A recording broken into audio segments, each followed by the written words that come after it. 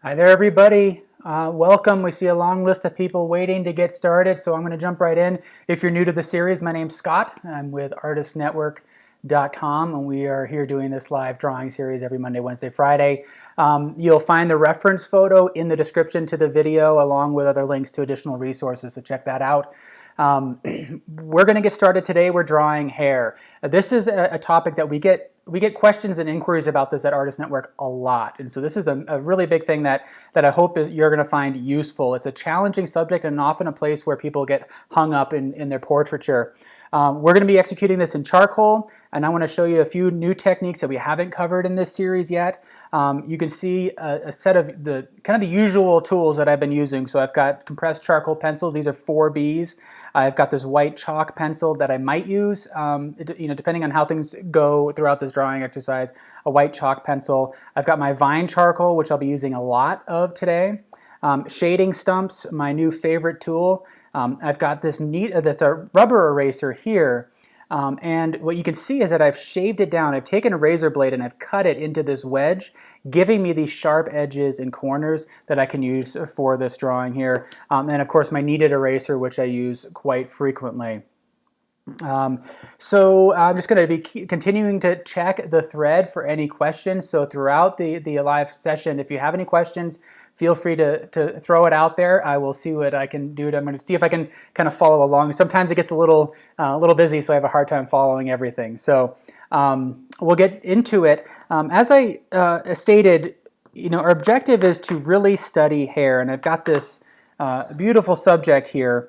I carefully took these photos to help give us the information we need for the hair, and that might be something that you consider as well. As you're working, you always want to be looking at what information you have available to you and what is going to help serve you in the drawing. So in this case, I wanted strong light and definition between light and shadow. And I've got this alternating sequence of light and dark, so it's dark here against light on the face, transitioning into these areas of light and dark here, and then it is shadow on the back of the head against a lighter wall, and that's going to help me in this drawing overall. With our emphasis being on the hair, I want to try to show you a tool that you can utilize to help offload some of the proportional measurings that we've dealt with a lot in this series. So if that's an area that you want to work on, check out some of the other videos and I show some tools there. What we want to do right now is actually trace the image onto the paper and just give us a boost so that we can get into drawing that hair. So I'm going to show you how I do that. You can see that I've got this some charcoal already laid out on it. I'm just going to take some vine charcoal, kind of wash it across the back. This is along the, if I flip this over, this is right behind the area of the profile, and maybe kind of wash along in here. You can do this with graphite as well, works out really well. So if you're working and following along in pencil, give this a shot. I've got some vine charcoal back there. Gonna flip it over, place the head exactly where I want it, maybe a little bit lower, and I've got this printout. The paper is virtually the same size as the paper that I'm drawing on, so the photo and the reference photo and the paper are largely the same size. So with that in place, I'm just going to take the back end of a brush, or you can, if you don't have that, if you want to use the back end of your pencil, something that's just kind of a harder surface. And then you're literally just going to trace over the main lines.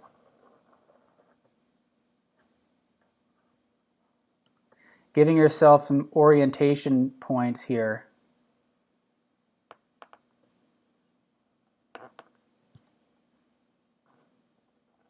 Pressing a little hard, but not excessively.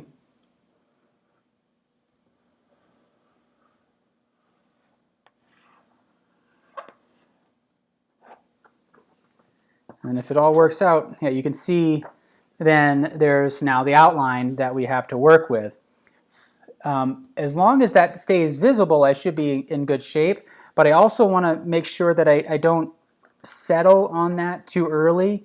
This just gets me started. As I move through the drawing, I'm going to continually adjust that and check that. So, but give that a shot. If you're working on something and you really want to be able to focus on a particular element and just offload the thinking of controlling proportions, that can be a helpful tool for you.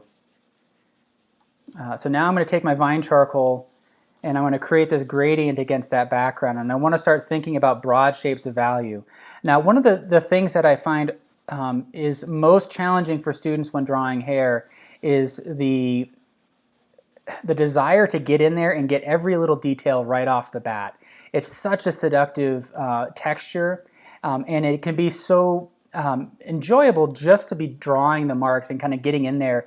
And after what I notice from students is that they'll often stop looking. They'll be so kind of entranced by the process of drawing that texture and drawing individual strands where you get these beautiful kind of flowing lines. You'll get so entranced by that that will lose the overall sense of form and structure in the drawing.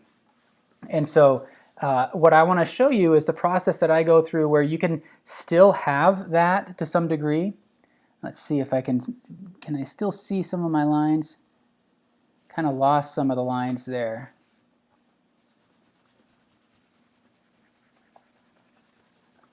So we want to try to think through the structure first. If you've laid a solid foundation in your drawing, then you're going to be in good shape in terms of adding that detail later. Let's see what happens if I lay this back down and I reestablish that profile. In particular, right in here. I'm pushing down a little bit harder now. You can probably hear it squeaking.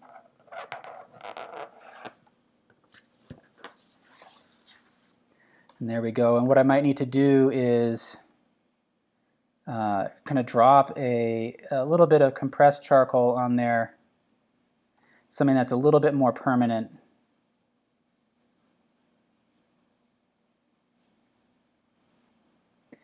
Get us in the ballpark, but again, we want to continually refine that as we go. So what we want to be thinking about at this stage is just large kind of washes of value. I want to get this background established. And now this is just a really smooth paper. As I build up charcoal on the underside of my hand, it's going to help prevent it from kind of washing up. So we're going to be building up these layers of value. Again, if you're new to the series, you may not have seen this technique for blending, but I like to use the palm of my hand more than say, my fingertips, and I'm just trying to create a large area of value.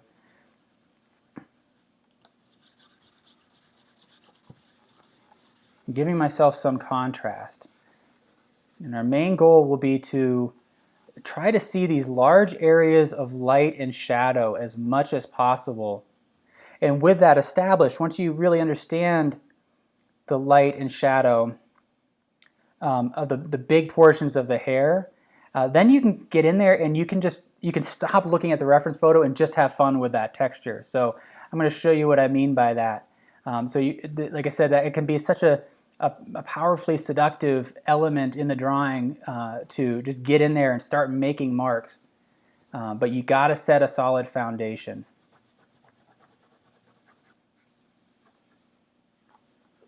Again, just kind of building a value. I'm feeling a little bit better about that, and you can see I've kind of lost that profile, but I can now cut that back out. I can see enough of that initial drawing.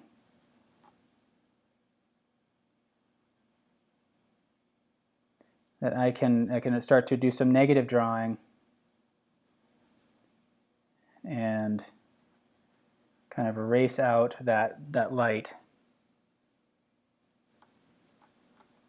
Let me see if I can do that again, actually.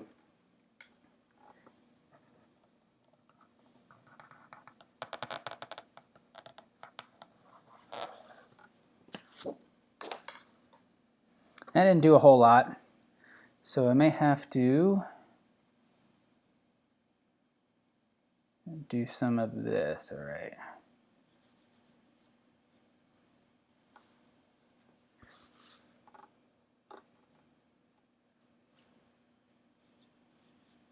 Kind of generally block in the form. Get that profile established, because this is really what is what is establishing that form of the head.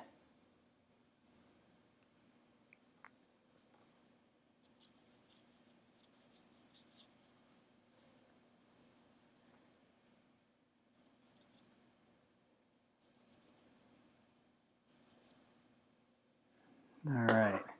So I want to have those indications in there, because as I start to block in the values in the hair, I have that as an orientation point. And so there's a lot of squinting happening here at this stage.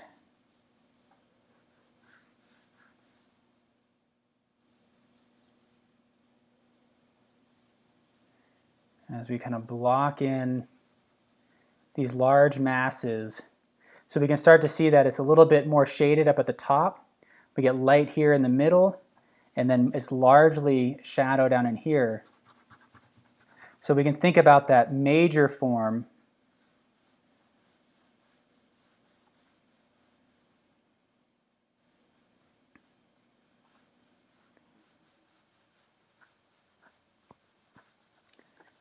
and just think about these big values, and we're going to start with these big shapes and then gradually break them apart. I'm going to show you what I mean by that as we go along here. This vine charcoal is very soft, so a lot of this is really just about thinking our way through the drawing. All right. Just checking here. It looks like there are some questions.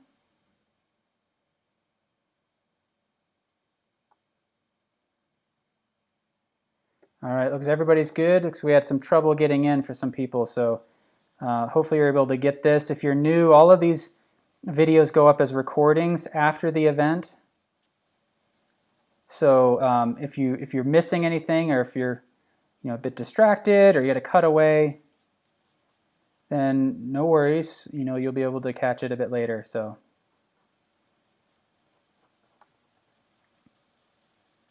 Now just kind of refining that profile.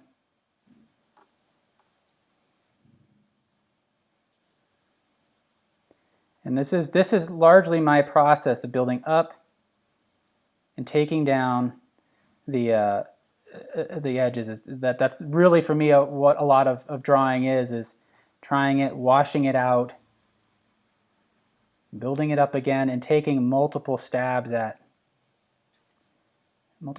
the subject.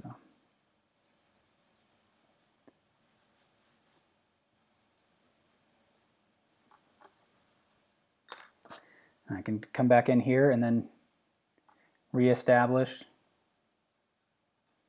the profile again. And there's a lot of subtlety happening. If you're following along and you've printed out the photo, you may lose some of the subtlety that's happening in that profile. And so you might find it most effective to draw from the screen here. So have it brought up on a laptop or an iPad or something, and or be following along from the image that's on the screen here.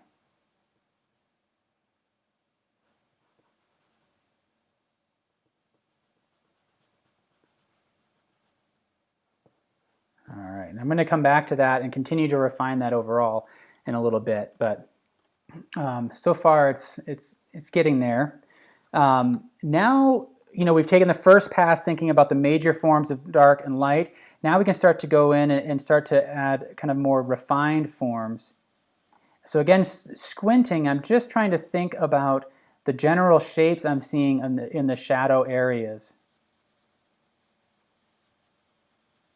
I'm not thinking about texture, and this is where you want to delay your gratification a little bit, and we're building a foundation just in terms of light and shadow. Doing a lot of squinting to get rid of that detail. The squinting kind of prioritizes value relationships in the subject and in your drawing. And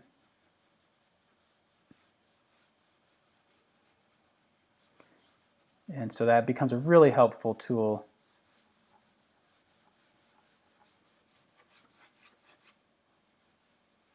So here in this vine charcoal, I hit kind of a hard spot on that one side. So I just rolled it in my fingers to get to some of that nice soft vine charcoal. If you're using graphite, use the side of your pencil as much as possible in this stage. And now, so we have this general shape of light and dark. I want to start to see, see some of the other kind of more refined shapes in this area.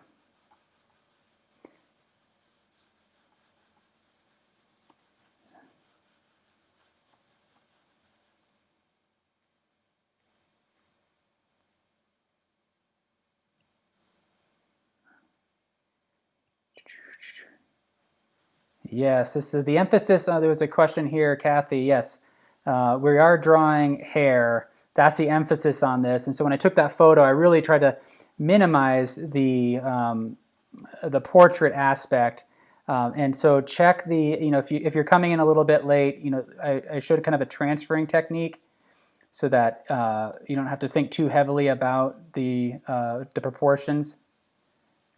But in terms of representing hair, it becomes helpful to have that hair attached to something, just as you said, Pranya.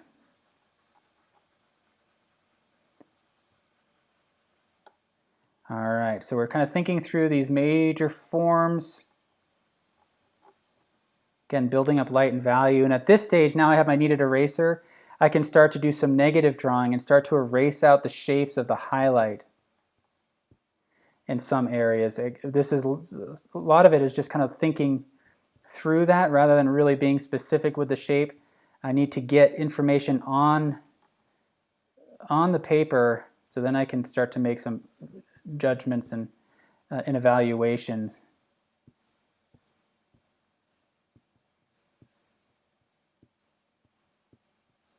And hopefully you can start to see that form as a three-dimensional form. You can start to see it emerging. I've got this wonderful curl and along here. So I'm looking for the shape of the light, and it disappears in some areas where it falls into the shadow, and it becomes a little bit stronger in other areas. And this is where you can start to have a little bit more fun. If you kind of think about the general shape, hair being such a kind of a fluid and movable material, you can, as long as you get the general shape right, I think you're going to be in good shape. And if you understand the basic flow and the basic play of light and dark, then you can start to invent and you start to manipulate the drawing to serve your needs. This area down in here is really kind of a tricky area, so I'm just going to block that in as a value first.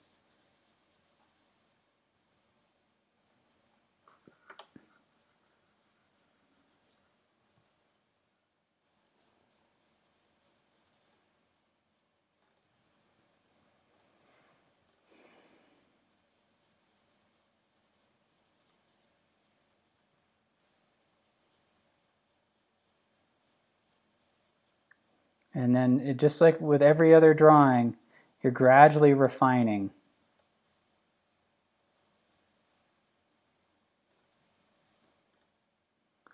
All right. I think what I want to do now is come back in here, maybe start to refine some of these again.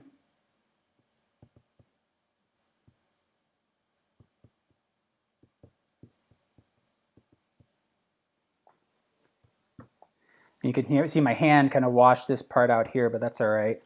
I can continue to refine it. Now I'm going to look through it, take another pass at some more kind of refined shapes as I start to see the form kind of emerge on the paper. I can start to see more subtle and intricate shapes.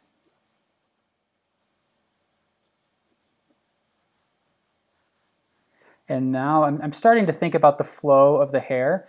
Because a lot of what makes texture work in art is allowing the materials to kind of do what they do, and rather than really try to get in there and render every hair, see if the materials themselves can start to play a role in suggesting that texture. And hopefully that will be illustrated as we go along.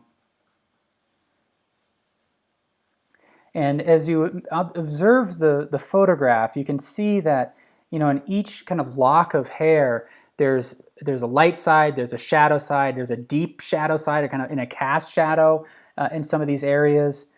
So you try to see these big forms and overlook the detail, the individual strands at this point. This is when it gets really helpful just to have blurred vision. Trying to kind of sharpen your focus at this stage can be less effective.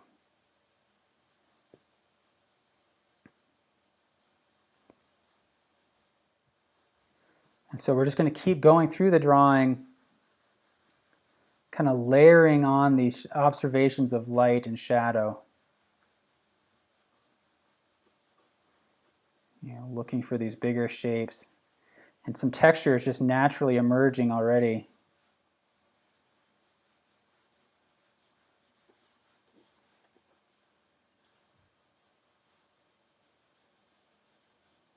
There's this one kind of this curly lock here that goes from shadow into light and then into shadow again.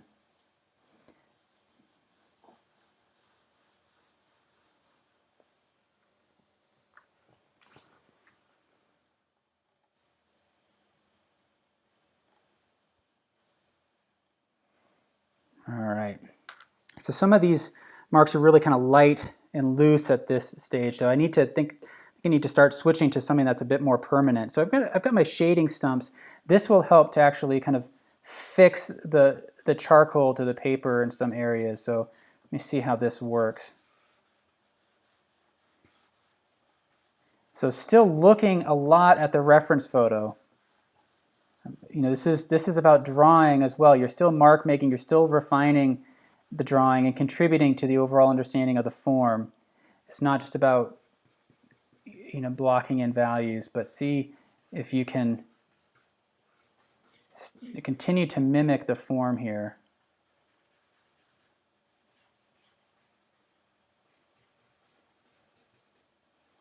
But this just helps to anchor the charcoal on the paper a bit more. Really kind of forcing it into the fibers.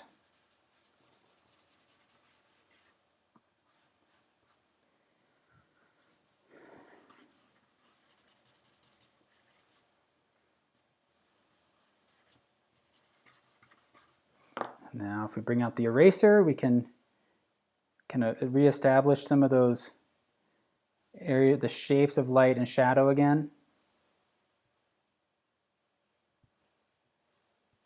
Looking for where it's strongest. Here we have this lock where we have the highlight and it falls into the shadow. The highlight picks up again underneath it and underneath it as well. So we get this broken pattern of light and dark as it falls along that lock of hair. All right, I think I need to start switching towards a more permanent mark here.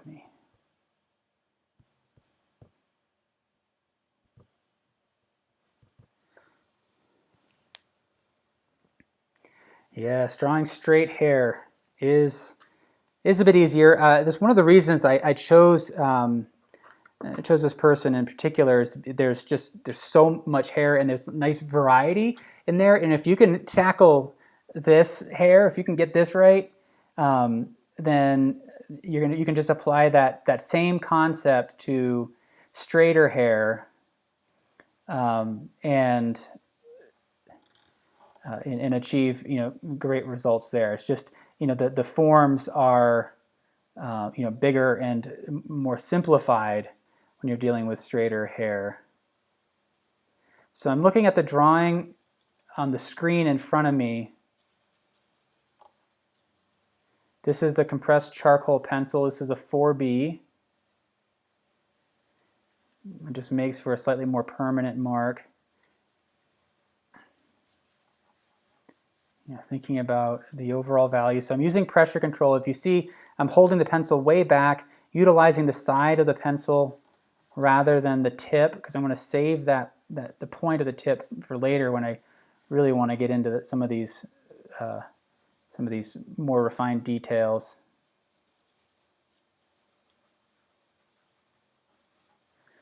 And I think it's really helpful to try not to think of this as hair, kind of shed those preconceptions about how to draw hair, and really rely on an understanding of just shapes of light and dark. And then trust those shapes as you see them.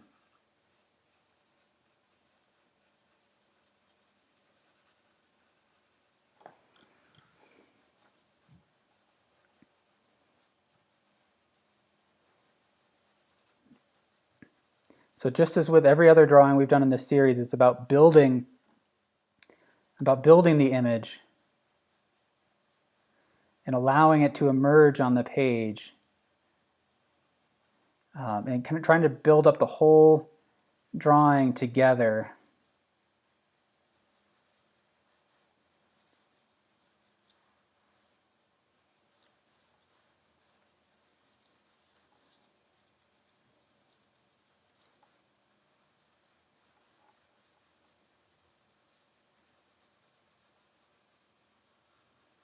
Gradually refining. So I'm seeing areas where my initial pass at the proportions was a little bit off.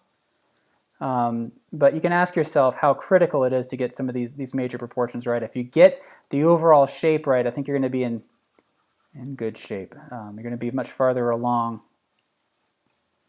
in your drawing. So if you are joining us late, when this comes up as a recording, you'll see the technique that I use to transfer the image and get those basic lines established. And that will help get the overall proportions. And that the thinking there is that you're just trying to offload the thinking of those proportions so you can just focus on drawing the hair. All right. So as you can see, I haven't really done anything with the face. There's no eyes yet, no eyebrows, no mouth, just that overall profile. All right, so now as I go through, I'm using my shading stump, picking up some of that compressed charcoal, and again, kind of now refining those shapes even more.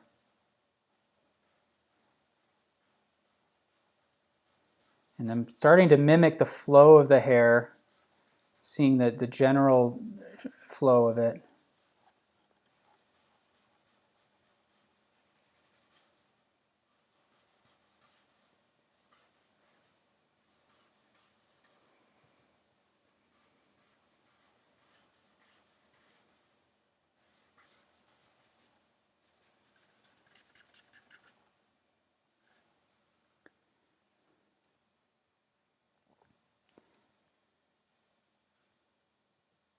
Let's see, suppose light hair, gray, white hair, the same, or are there hints?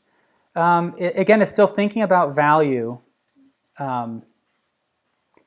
as much as possible, but it is, value is all about relativity.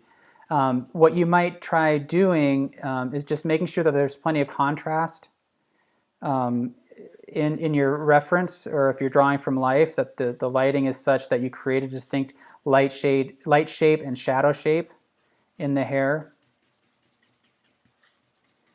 And that's true with every hair. I mean, I think dark hair is ultimately can be more challenging because it can you kind of lose the depth and the shadows sometimes. So no matter what hair you're drawing, really utilize light and shadow to your advantage.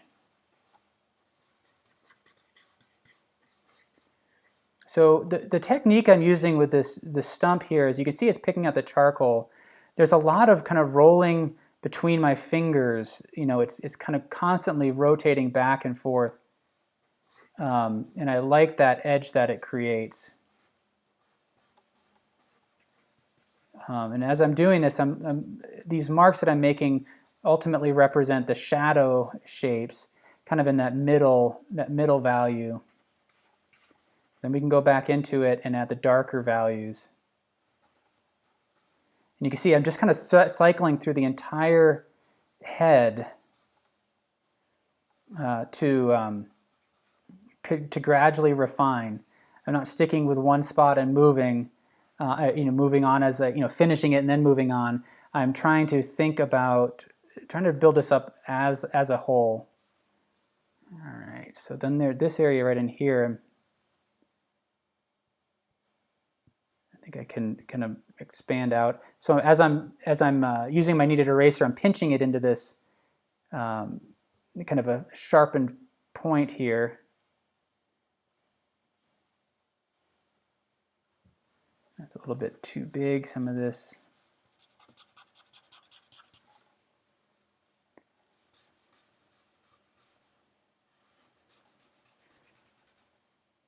All right. Thick, dark hair. Jam, I don't know if I provided many helpful comments in there, but again, it's if you can light the subject such that there's a distinct light and shadow side, that's going to be really helpful no matter what hairstyle you've got. Make sure that there's sufficient information. So a 3/4 view is often really helpful to show the shape of the scalp. Make sure that you can kind of see enough of it.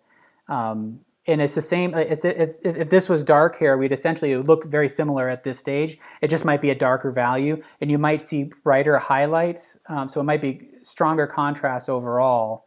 But the principles should essentially be the same. And you'd want it to start at something like this still, where it's not about drawing individual strands, it's about seeing the general shape.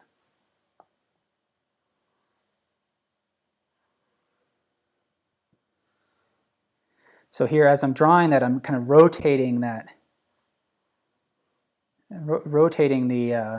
shading stump here as it's making these marks.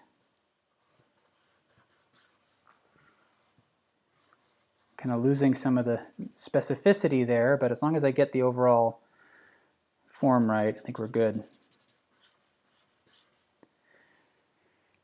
All right, I think now what I can do is I can start to go through and maybe pull out the highlights. So this is now a nice middle kind of general shadow form.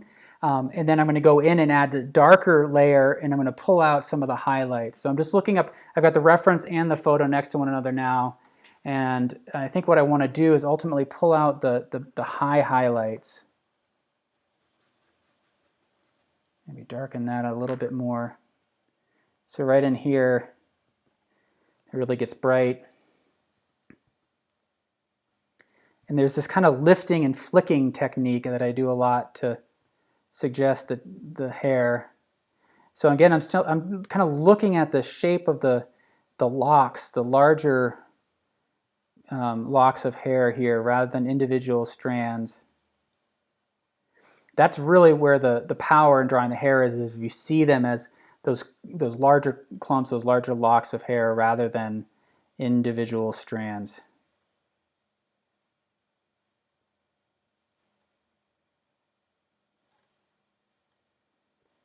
If that makes sense. So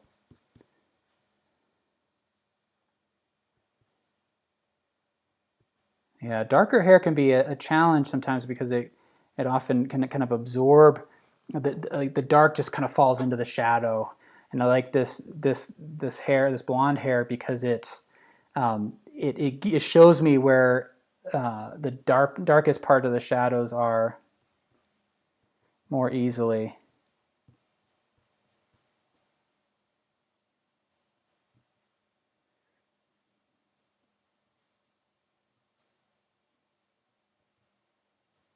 There we go. We've got this curl here. So you can see our eyes visually connect this as one curl now, even though it's not, I haven't physically drawn a connection between them. I'm just creating this pattern, this alternating pattern of light and dark.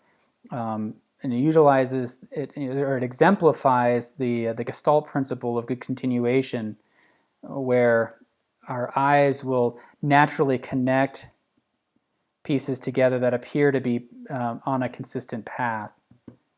We're always looking for those patterns. So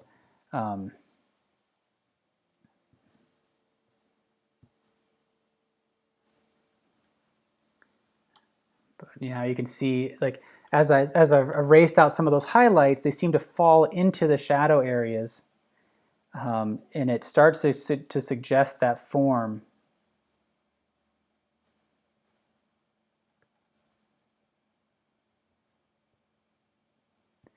And I don't know how precise we really need to be with all these, as long as, again, we get the general shape right. So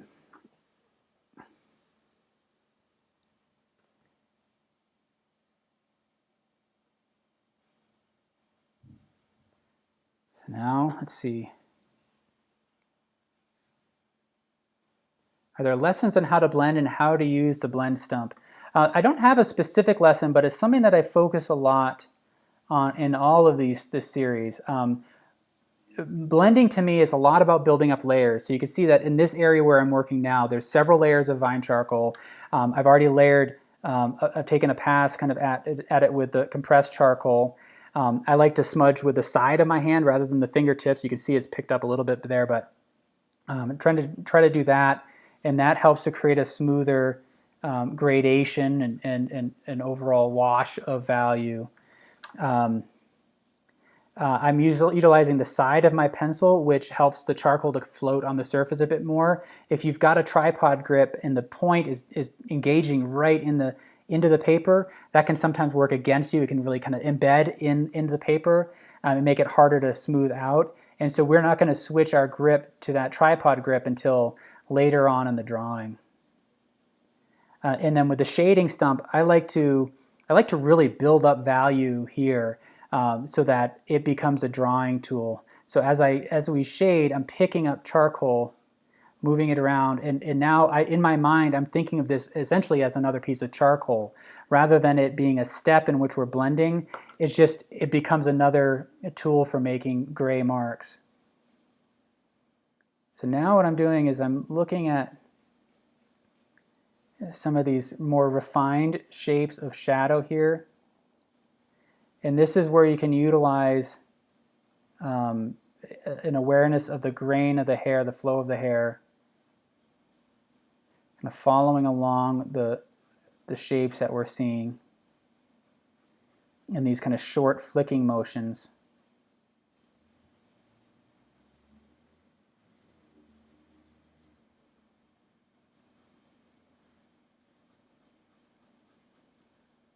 I'm still trying to utilize the side of the pencil a bit more than the tip because I don't want those marks to be too permanent.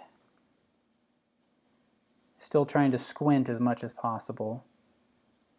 And then here in the top where the hair kind of wraps around the top of the head, the shapes switch a little bit. They become a little bit more squished. We get these kind of pinched oval type shapes here, and so really kind of observe how those shapes change as you wrap around the top of the head. That helps to create that sense of three-dimensionality. How do I determine what size blending stump to use? I don't know. I just use this size. This is the only size I've ever used, this small one. And that seems to work out well for me, because anything larger than that, I could ultimately use the side of my finger to get in there. And I've been finding that it's a really helpful tool for mark making. But again, it becomes, in my mind, it's like picking up a charcoal stump. It's not a kind of a step where kind of make the shape and then smooth it out, and that smoothing part just becomes, we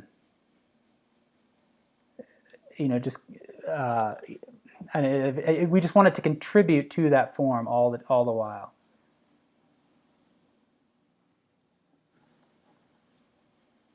So in here, as we fall into the shadow, as I'm coming down, I'm trying to let it land gently on the page, and then kind of dig in towards the base here. I could also kind of flick it out this way, but pressure control is really helpful at this stage. So I'm just using the side of the pencil, and think of it kind of like a takeoff and landing with the with the charcoal.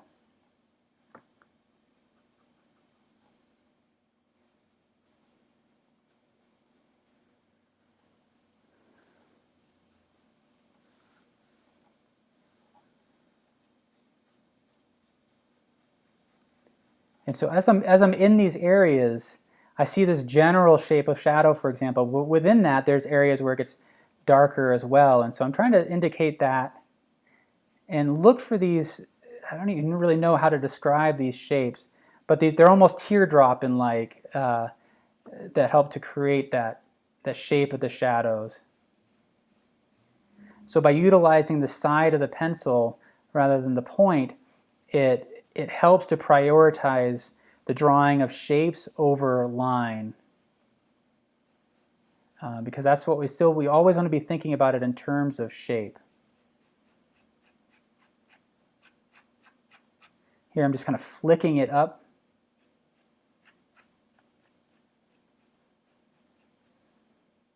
And if I need a kind of a fine point, what I love about this grip is that I'm utilizing the side, but if I need a fine point, I just kind of rotate my wrist up and then the tip gets engaged. I don't have to really change my grip. And again, a lot of texture is about suggesting rather than kind of explicitly drawing every little mark. When you let the tooth of the paper or the roughness of the charcoal, when that becomes kind of a factor in it, then you get some really interesting textural effects. And that happens with painting as well. Just kind of letting the material suggest texture rather than trying to get in there and mimic it photographically. Back into this area, again, looking for those areas where it's a little bit deeper in shadow. We're going to go through and refine this, and we're just going to keep building these up in layers.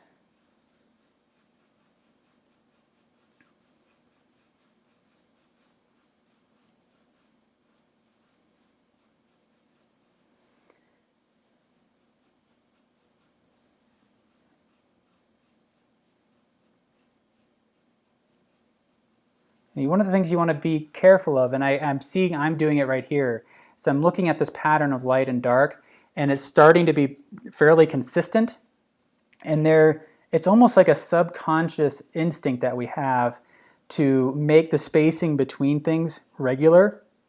Really going to have that kind of a rhythmic quality where everything is spaced out evenly. And so that's an instinct, at least for me, that I have to fight fairly regularly. So you want to double check that as well. See if there's any kind of regular patterns that are forming that shouldn't be. It's going to feel more natural when you get rid of those patterns. So as I go through, I can look at varying those forms, like this shadow in here could be a little bit bigger, and then this one next to it is a little bit narrower. Maybe this one comes up a little bit more, and then this, maybe make this a larger area of shadow here, a larger area here, and then a couple small ones. Just want to be careful not to create a consistent, almost kind of mechanical spacing there. I do that a lot when working with trees in the landscape. I'll find that my initial pass, I'll have them all spaced out evenly when in fact there's much more variety. So just double check that.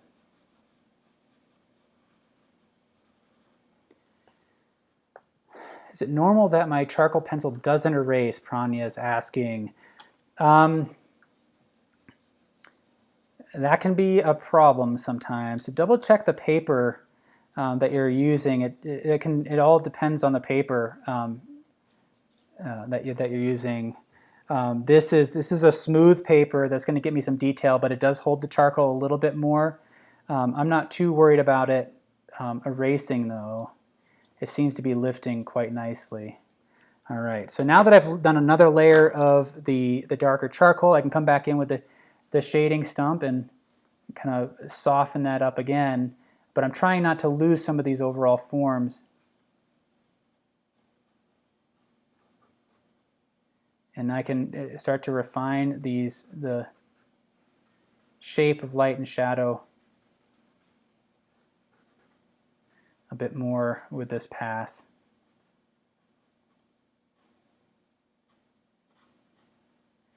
And so as you see here, I'm noticing that there's a highlight here and it falls into shadow. So I'm going to let my shading stump do that work. I'm going to actually erase those highlights out back out a little bit later.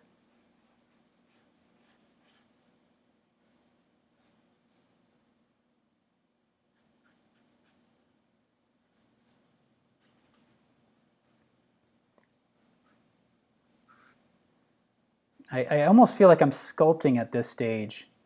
And I think it's helpful to kind of have that in your mind, what's happening spatially, you know, what's happening in that form as you're drawing these things. And again, thinking about the major shapes of the hair rather than the individual strands still. And this is where, you know, since I have it largely blocked in, I don't necessarily have to look at the reference photo as much. You can really start to have fun with it at this stage. But think about continually varying your marks.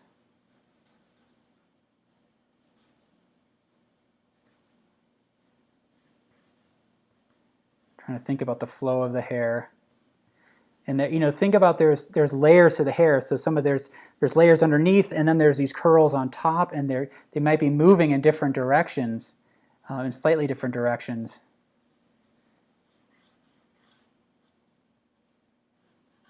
I haven't done much erasing, but that's going to be a big part of this coming up.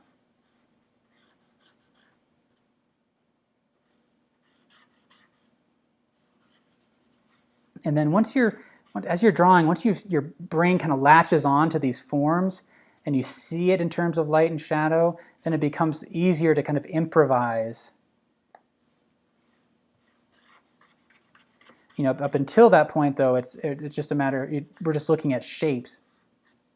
Here, I can kind of suggest some stray hairs here. Don't have to get every one exactly as it is rendered in the photo.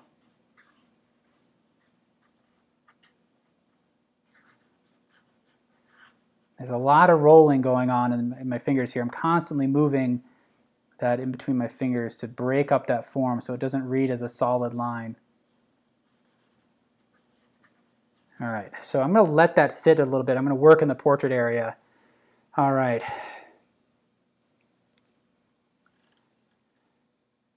To make the highlight, why do you use the kneaded eraser rather than the rubber eraser? You're going to see that, Pranya. I like the kneaded eraser at this stage because it helps me to focus on the individual forms.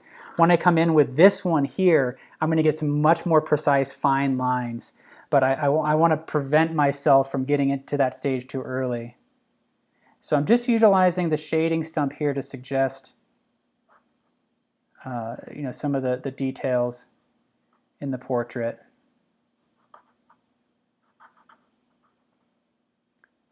So I don't overstate them.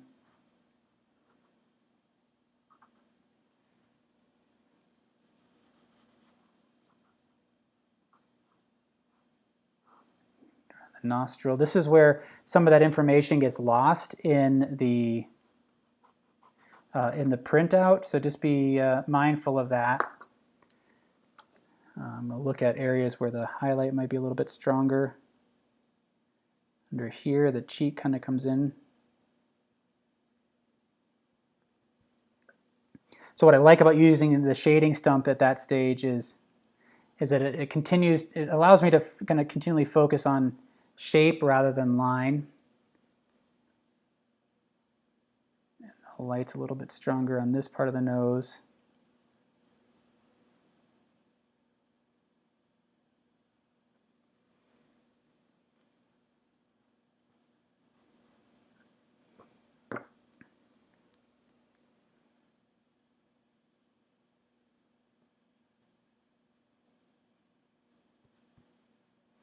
And this paper is grabbing the charcoal pretty well, but that's all right. We don't need to have pure white on this.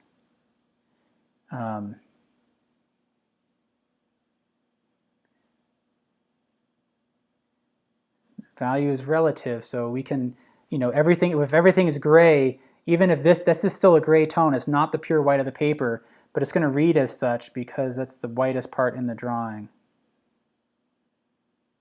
So if you're not able to kind of erase out the to the white that you'd like to, that's all right. It's a matter of kind of darkening everything else around it to create that contrast. Maybe, let's see, kind of adding a little bit of detail in here, looking for the form of the eyeball here. And these are little details that are going to be helpful in terms of rendering the hair, because the more we recognize, you know, this as a portrait, as a person, then the more likely we'll be to accept the hair as hair. You know, and we'll start to kind of fill in the details there. So I think getting the general shape, at least, of the portrait right is important.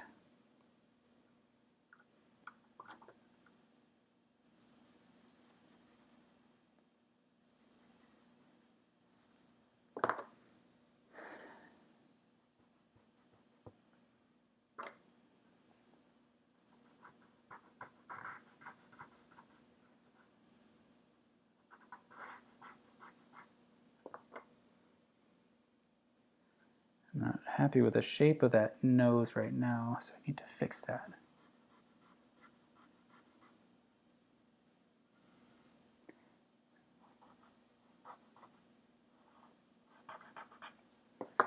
All right, and I can get in there and add a little bit of detail. So one of the things you can see in the pupil here, there's an angle right in here in the pupil. The eyeball kind of sits high in the socket. And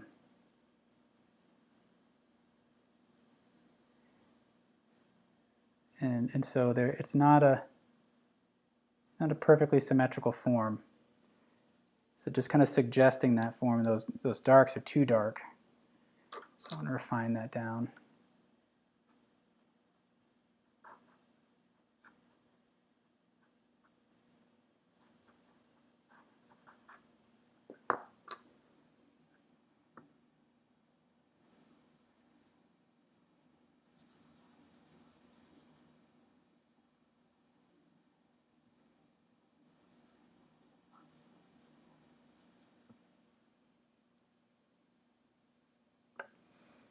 And let me refine this shape in here. All right, sorry, requiring a little bit more kind of focus there, so apologize for the silence.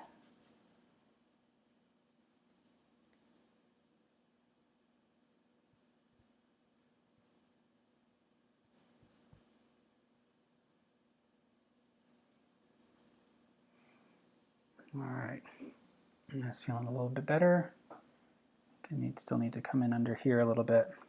I'm going to get back to the hair. I needed to kind of step away from that a little bit.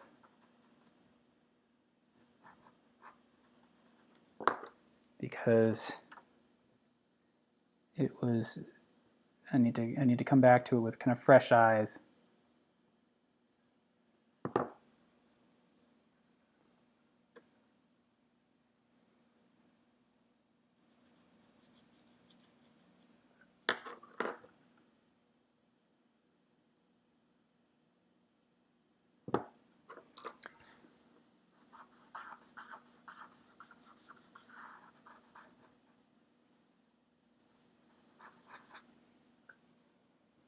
All right, I'm going to come back into the hair now, though. Let's see. I'm going to come back to the rest of the portrait there in a bit. All right. So as you saw, I started to pull out this eraser here to pull out some of the fine details, and maybe this is a good point to show that. So if we take any of these strands, there's a twisting motion and there's a turning in them, and so it's not one continual mark that we're looking for. If we look here at this, for example, these strands kind of start down here and then wrap up and over, and we want to try to trying to reflect that motion and really observe those shapes. And so what I'm doing now is I'm just looking for the lightest marks here to try to pull out with this eraser.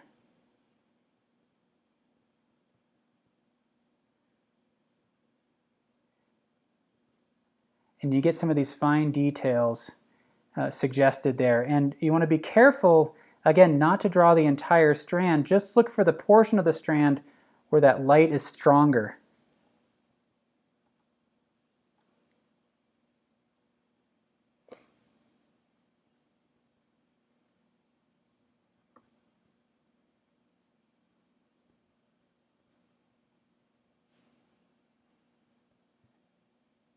And then what this is doing is it's kind of further refining the locks of the hair a bit by finding kind of texture within those.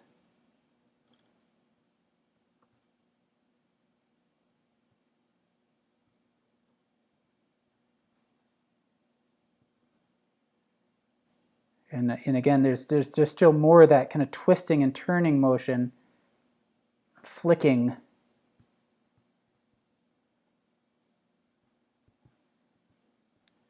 And that I find really helpful.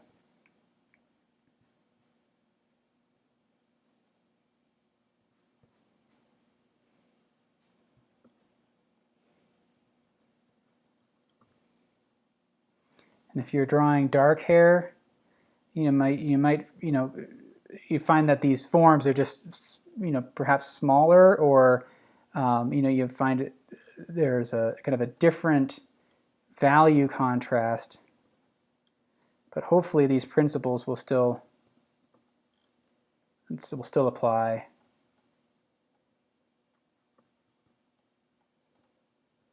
So it's almost like we're just trying to indicate the texture now just in the highlight areas. And then we'll go back in and suggest the texture in the shadow areas.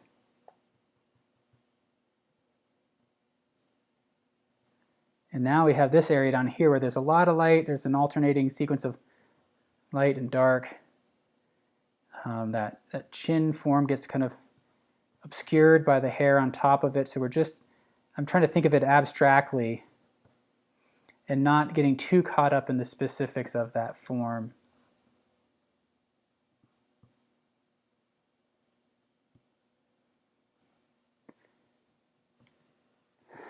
All right, let's see. Oh, the parts, hair parts. Again, it's understanding what the light and shadow are doing. And I'm trying to think through like what could be potentially helpful. Let me try to think about that. But in general, where there's a part in the hair, you're going to get light catching on part of that hair, but there's also going to be most likely kind of a translucency where you're going to start to see some of that scalp as well. So you want to try to observe that in order to create that part in the hair. But again, try to think about it in terms of, just think about it as a shape as much as possible. And if you can understand the overall value, then you're going to be just try to really trust those observations. So now I'm kind of getting in and trying to refine the hair here. Let me see.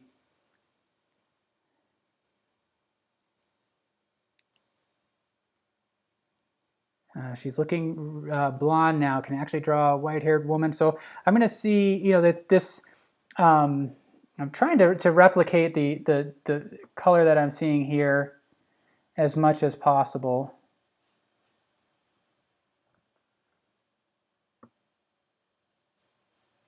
But, and this is where the highlights, striking off the hair can impact it, the way the hair is lit, the shape of the shadows.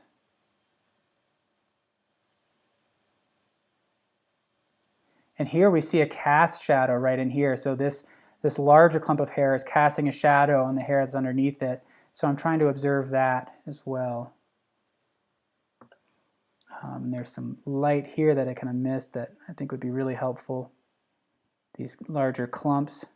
So I'm just, as I'm bearing down, I'm kind of vibrating it in a way, just quickly to create that that texture and allow me to control that a little bit. So it's just this very subtle vibration. And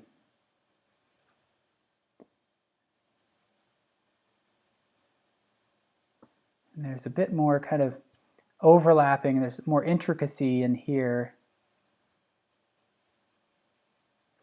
And one of the things I love to do is when hair crosses over one another. So if we see here, for example, we have the hair that kind of curls up in this kind of S shape, and then we have the hair coming in underneath here.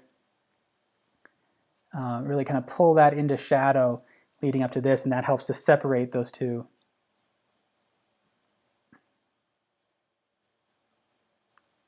And if you see kind of a fine line, you see how like, there's a shadow kind of right in here.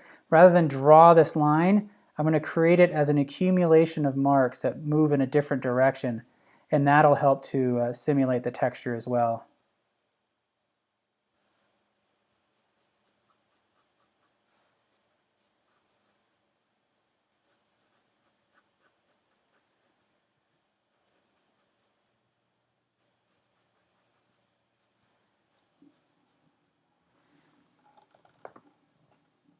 So Wilma is saying you bear down too much. So if you're bearing down too much, you can see I switched to this tripod grip right now. Try to stay in the overhand grip and just utilize the edge of the pencil. And that might be helpful to do that, to help you with the pressure, just so that you get comfortable feeling just the weight of the charcoal on the paper and allowing that to make the marks that you're going for. It's kind of a hard and kind of a challenging aspect of it is kind of trusting just the weight of the charcoal, the weight of the pencil to make the marks.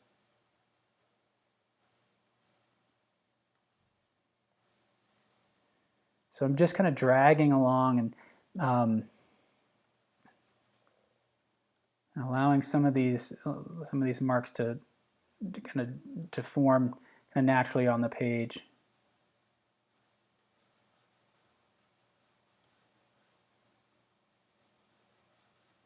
But you just kind of keep practicing, and if you are trying to practice touch and pressure control, maybe one of the things I find is really helpful exercise is to try to create a really smooth gradation utilizing a pencil and kind of filling in light areas, using the eraser to lift off areas, to just try to create as smooth and even a patch of value as possible. That can be a helpful exercise in pressure control.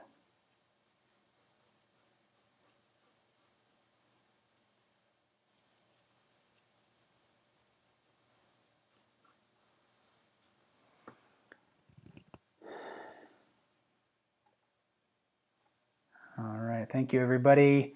Georgia is asking if this will be recorded, and it absolutely will be. So this will go up as a recording, and you'll find other recordings on the Artist Network YouTube channel as well. So you can see the others in the series.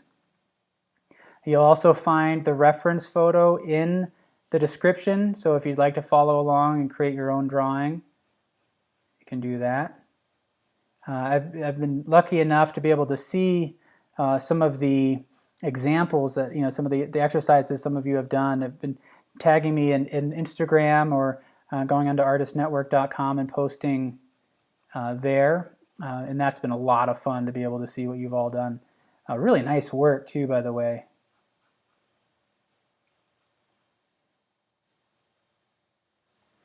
So again, we're still just suggesting the form. I'm not drawing really individual strands of hair.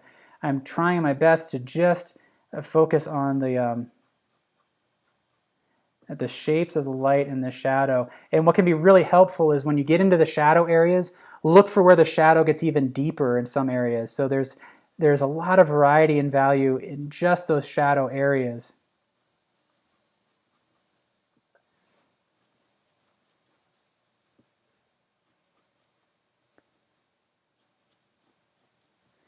All right, whew, gotta stretch out a little bit. I can feel myself kind of tightening up in here. And I think I need to step back a little bit. I'm kind of getting absorbed into the hair, which is kind of something that I talked about earlier. You want to delay that gratification to the very end.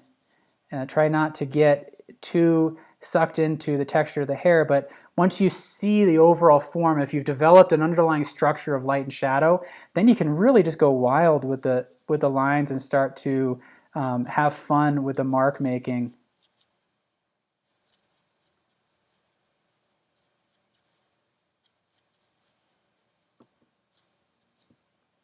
I feel like I need to refine the chin area a bit.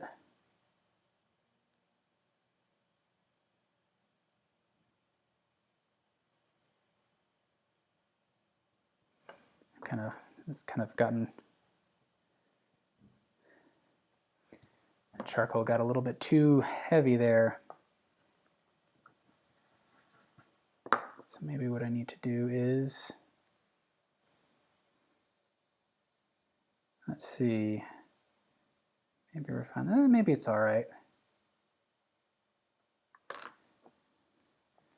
The eye is too big and too close to the nose, so I'm going to pull that back a little bit, erase that out. Pull the eye back here.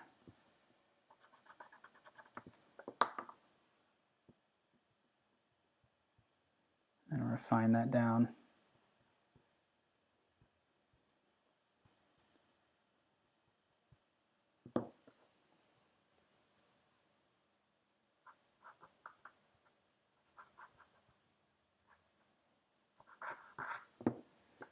And then draw the upper eyelashes. Just a suggestion of keeping those really light.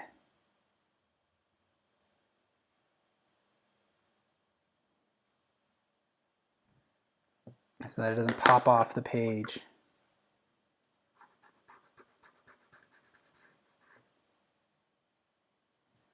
All right, how's that look? I feel like that's a little bit better.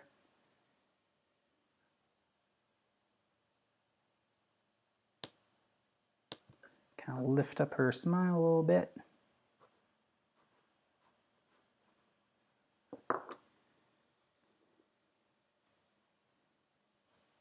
Kind of erasing out some of the light that comes through the strands of hair. And this is, again, where suggestion is really kind of key here. Nobody's going to really look at this drawing and follow every individual strand to make sure it all connects properly. You want to get the overall structure right and suggest.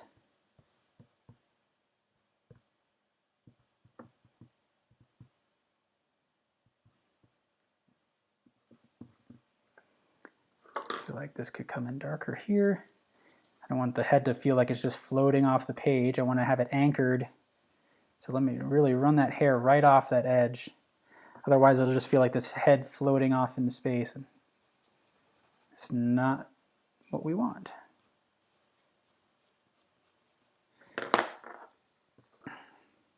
The eye is too high.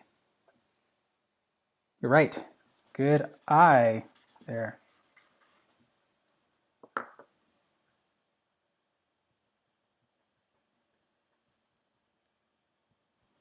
Bring that down.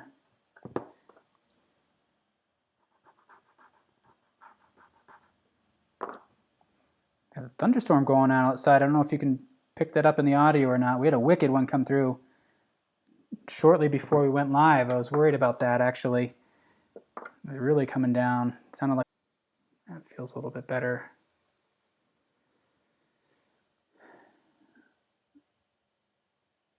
Thank you for that suggestion. If you see anything else that's off, let me know.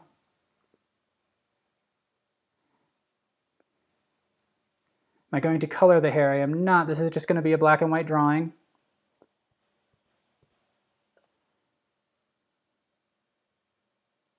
So feel like that eye is too high. So I'm going to bring that down. Doing the same. It's kind of inching the way down a little bit. So I'm kind of overstating the eyeball, and then I'm cutting it back out.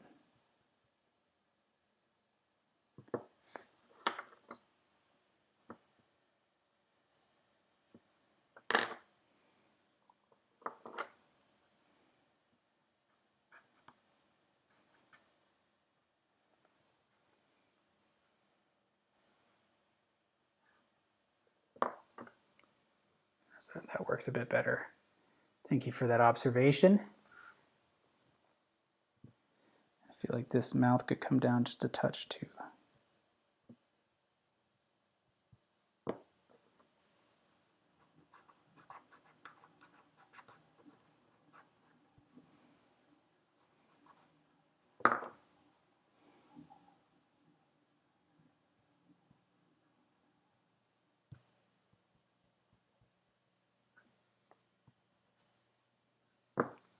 That's a bit better. Okay. All right, back into the hair. Would you add more dynamic to the back of the head? The hair is lighter, waves are light and airy. Yep. Yeah, I think that overall, I think I'm going to come back in and now add kind of the next pass at some of the detail in here. And I feel like overall I want to darken this area to increase that contrast, especially on the top of the head. I'm kind of losing some of that form as it really wraps around the top, so I'm going to spend a bit more time up in here. Kind of trying to soften some of these really dark areas. And what's kind of cool is that this shading stump has gotten these ridges in it that help to naturally suggest texture too. So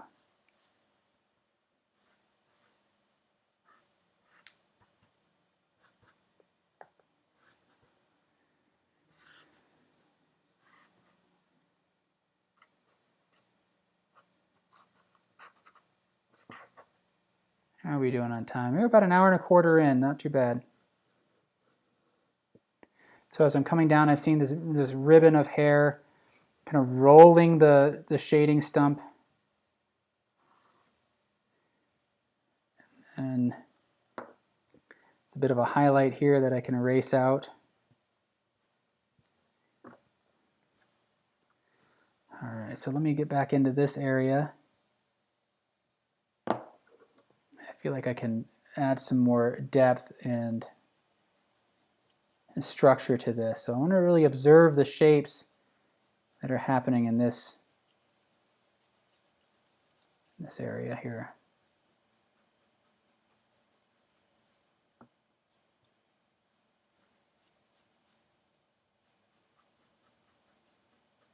So I've got this tripod grip now, giving me a little bit more control. And it's just these short flicking motions. I'm trying not to really bear down too much until I see some of these kind of more permanent shadow areas.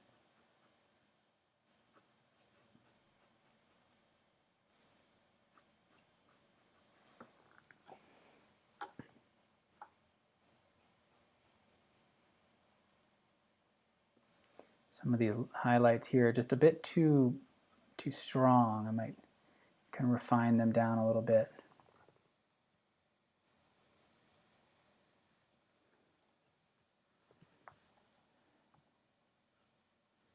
Do I color the picture sometimes? I don't really. I do a lot of painting, and that's really what got this whole series going, is that in this time when so many of us are in our homes, I felt like this was a perfect opportunity for me to practice my drawing skills, because it's something that I don't spend enough time with.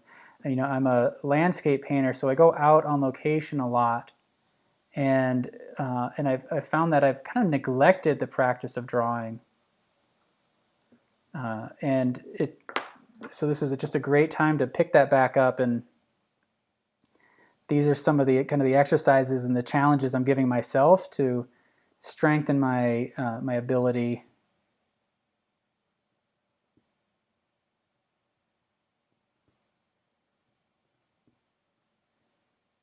All right, so that's feeling a little bit better. So that eraser, you can see how it's picked up all this charcoal on that one side, and it starts to become a smudging tool. So if you're kind of gentle with it, then it'll just move the charcoal around, And then you can kind of bear down and pull out some of the highlights as you need to. But hopefully this is giving you an idea of the general process of suggesting the hair and really understanding it as form and getting absorbed by the overall form and not getting sucked into drawing each and every strand of hair. And we could just keep going on with this. I'm going to keep this going for a while as I refine this even farther. But I think we've really covered a lot of the concepts.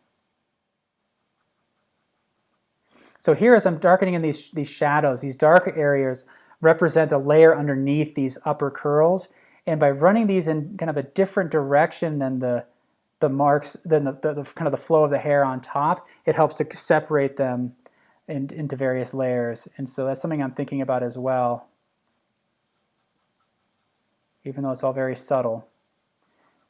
And then we can try, I have my shaded, or my charcoal pencil, my white charcoal, which we can try and see how that works.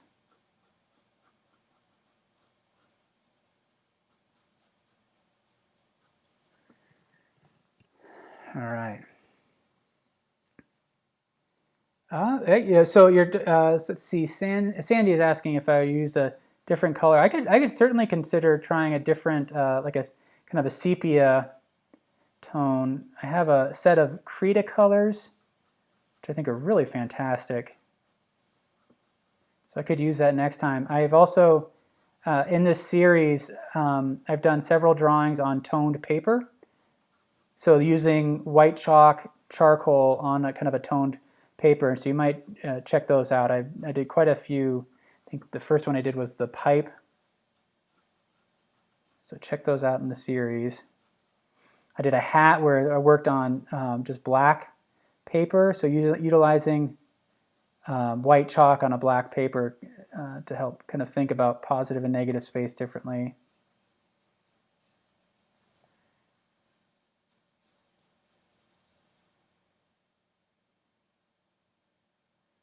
Heather's asking, how many hours do I work on art a day? It all depends on work. Now, since I started this series with Artist Network, I spend every Monday, Wednesday, Friday, I spend a couple hours with you all, and I usually spend a couple hours prepping for it. So each one of these drawings, about 4 hours or so at a time. So I like to do it in advance to make sure that the process that I'm using is correct, to kind of think through some of the challenges so that I can articulate it a bit more effectively when we do the live session. When I'm coming at it cold, it can be a challenge. Anybody who watched the portrait drawing, I did 2 versions of that before I went live, and it still wasn't enough. That was a real struggle. I think I lost my, oh no, here it is. So that's about, I do that.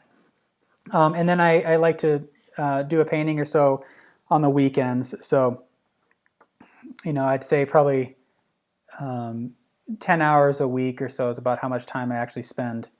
How much would I like to be spending is a different thing altogether, though. And I was in art school, and we would be up late into the morning. It was nothing to spend 12, 14 hours a day working, and I loved that.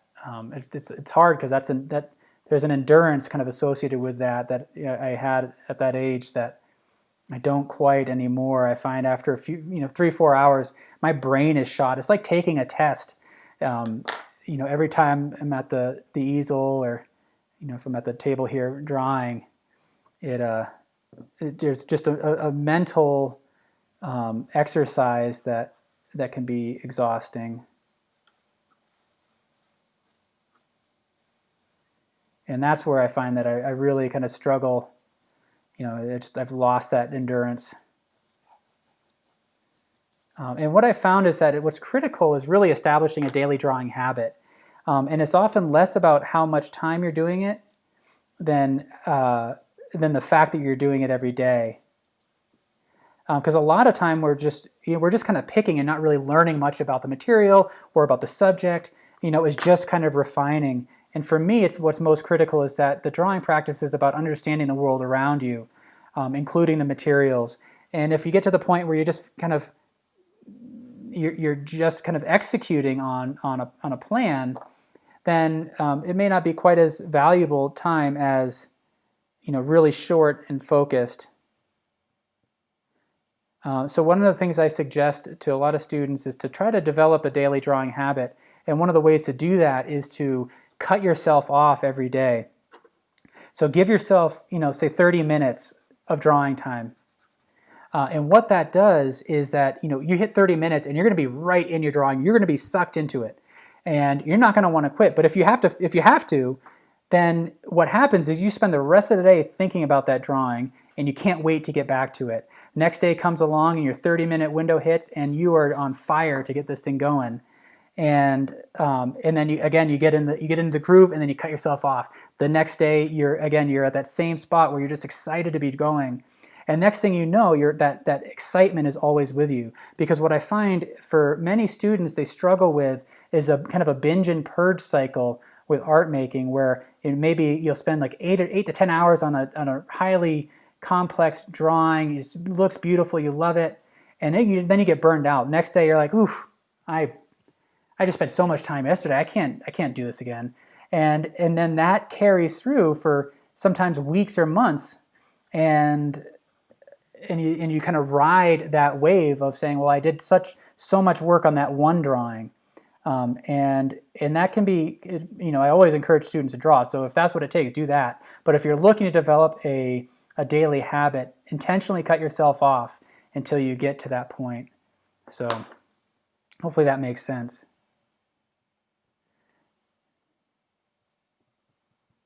So I'm really not doing anything fundamentally different now than what I did, early on in the drawing. So hopefully you're getting a sense of this process. I'm just kind of going through and refining, trying to make sure everything fits as it should. Trying to think about the whole. Again, it's not about finishing one area and moving on.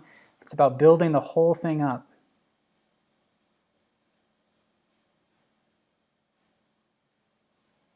Let me put a little indicator of here, this clip.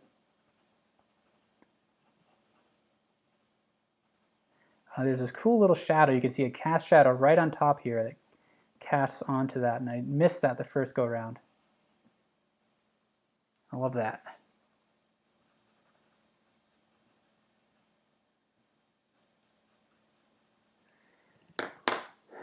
How long do I plan on continuing these classes? Well, I don't know. So far, everybody seems to be enjoying these, so we're going to keep going. I don't have any plan to stop soon. So, Sandy is saying, yes, I do. I work in oils. I also sometimes work in pastels, but I typically work in oils. So thank you for that. That's typically what I spend most of my time working on. So I'm really enjoying this drawing series and kind of stretching my comfort zone a bit. You know what? I need to build this out.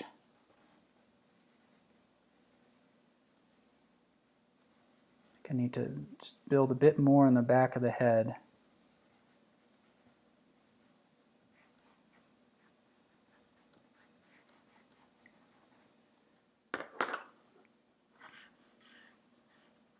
And in general, again, if you're new and you haven't then you wouldn't have heard me say this, but I think working from life is always the best way to go. So whenever possible, work from life. Next best then is work from a color photograph, because that's going to force you to confront the challenge of translating color into value.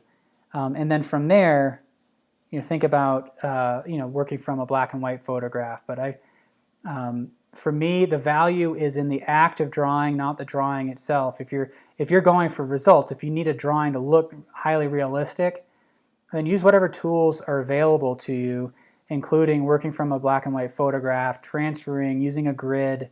Those are all different things that you can be doing. Feel better about that, drawing the back of the head. So I feel like this is coming along, and I like this contrast where we have some of these distinct locks and some areas where it's a little bit softer. It's just this beautiful hair.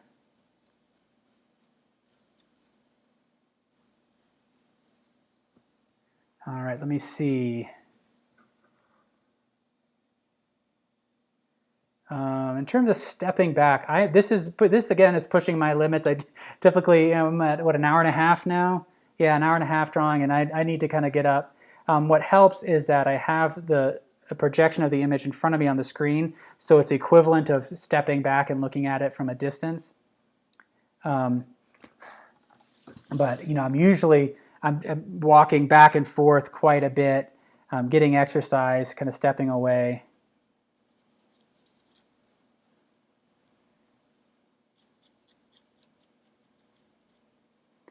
Let me see. So now we're just kind of going through, adding some of these details in here. If you're just joining us, this is going to go up as a recording when we're done, so you can watch the beginning stages of this and see it from start to finish. We get a lot of people that kind of catch this late on, and so if you're just joining us, welcome. We do this every Monday, Wednesday, Friday, 3 p.m. Eastern. What do I have coming up? Oh, I'm drawing the fluffiest of cats on Wednesday. So we're going to be dealing with fur on that. So this point kind of pushed in on this, but that's what I was doing, is just kind of pulling that out. So yeah, dealing with fur in that one, drawing a cat. I have the reference photo for that in the description to this video. So if you'd like to follow along and to join us, that'd be great. Let me see how this works. I've got this white chalk pencil, and I'm going to see what happens if I utilize it to pull out some of these highlights, these fine highlights, just in a few areas, and like have some stray hairs here and there. Boy, that really broke that tip. I'm not sure of how much I really like the chalk. It's a different temperature. It's cool, and then the charcoal itself is a little bit warm, so it kind of flattens things out. But so it's almost just a way to refine the edges more than anything.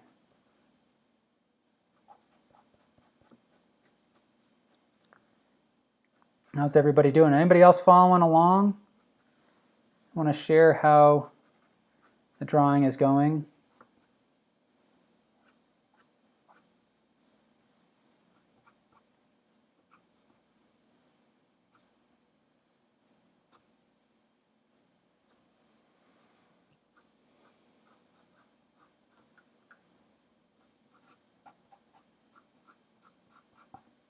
All right.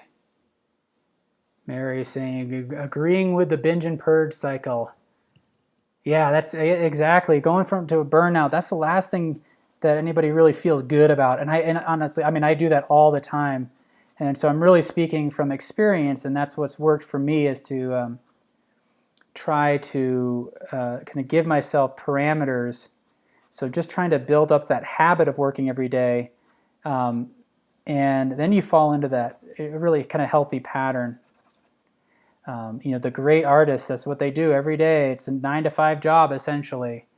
And that's kind of what it takes to get really good. I also, one of the things I love about drawing too is that it can be just for you. You don't have to share any of this with anybody.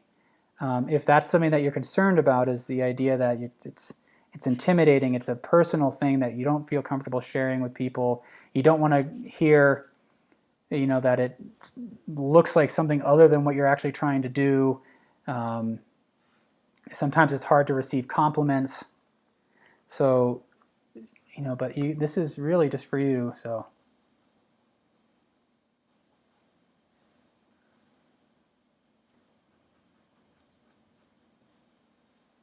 All right, I think I'm going to sign off pretty soon, but I feel like we've done a pretty good job so far. I feel like that captures the essence of the hair. I think there's some additional detail I could continue to add.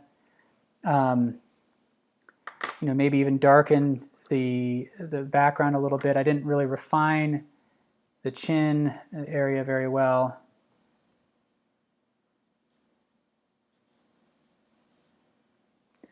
So I kind of get in there and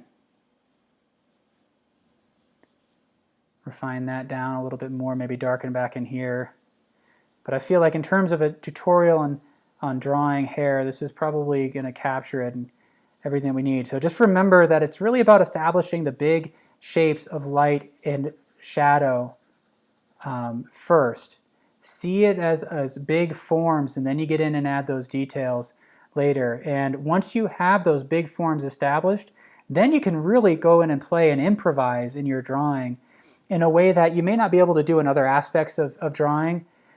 Improvisation isn't something that we often get the freedom to do in art. So,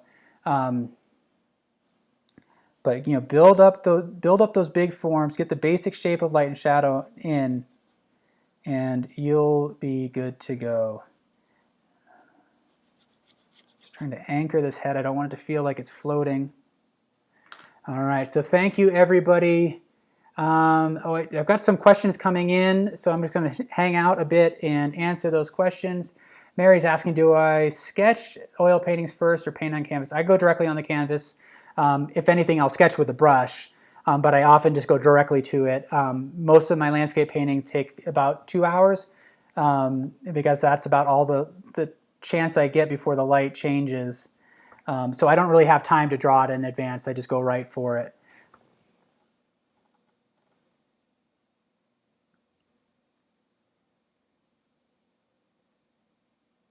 All right, I think that we'll enjoy the hair. I like to add some small details with the eraser too. Yeah, I think I'm going to play around with this a little bit. Joan, welcome. Came in a little late. Watched from the beginning later. That sounds great. Okay, so Linda, in terms of finding the reference photo, so it's actually in the description of the event. So if you open up that description right below the video, you'll find it there. There's a bit.ly link right there in the initial part of the description. Betty saying, yes, I love this hair so much. JC, that your portrait looks like Gavin Newsom. That's interesting.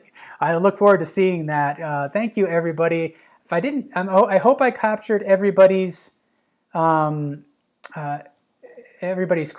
here. There are a lot of comments coming in, so I just want to make sure I got everything.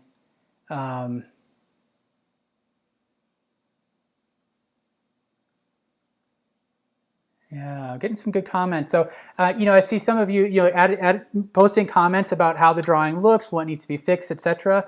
I love that. So go ahead and feel free. If something looks off to you, point that out to me. We're doing this in a short amount of time, so I'm not going to capture everything, and that's kind of why we're here, is to practice our drawing. So I haven't drawn a whole lot over the years, and so I'm trying to pick this back up. And so I definitely have areas for improvement, and I like it when we as a community can kind of dialogue about that and share ideas. So Mary's asking where I can see my landscapes. You can go to my website. It's scottmaierart.com, and that's M-A-I-E-R. I will look at using kind of colored charcoal or some kind of sepia tones for the next one as well. All right, I think I got everything here. Got all the questions. So I want to thank you all again for joining me. It's been a blast.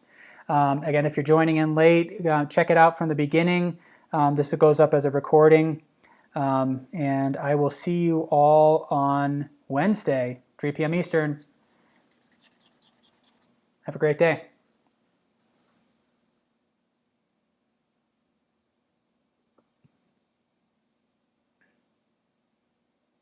All right.